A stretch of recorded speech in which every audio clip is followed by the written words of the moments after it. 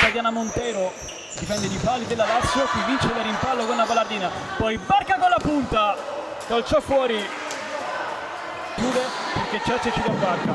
La Lazio che all'ultima giornata affronterà la capolista CMB. Intanto qui seguiamo l'azione, Moreira la gira, Carturan.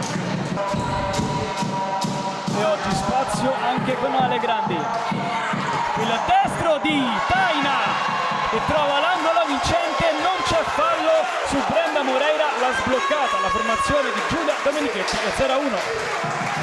Poi il tunnel di Elpidio, Isa Pereira per Taina che va con la punta, Diana Monteiro. Poi ancora Taina dentro Barca, Barca sul punto di battuta, momento di Brenda Moreira, pallone per Pantano, Barca, Carturan allunga il piede, avvia Brenda, pallone per lei, Brenda, palo ancora e Carturan si salva il Falconara. Occhio perché siamo già dall'altra parte, Ballardin, Diana Monteiro, ora prendono posto Barca per Brenda Moreira, Ballardin, poi Brenda Moreira, è sempre Brenda Moreira, pareggia la Lazio, è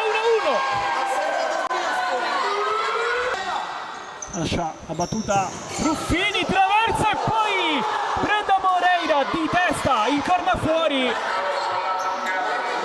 con un pizzico di fortuna stava segnando la Lazio. Ritmi che calano questi ultimi secondi, passa al Falconara che col mancino deposita fuori il sinistro quasi chirurgico di Ferrara, si spegne sul fondo. Taina Santos nel suo terra e poi deviazione sotto porta di Isa Pereira che non inquadra lo specchio, si salva la Lazio. Verticale per Ballardin, Diana Monteiro, 4-0-5 al termine, Elpidio, D'Alessandri strappa via il pallone, D'Alessandri con la punta, Carturan,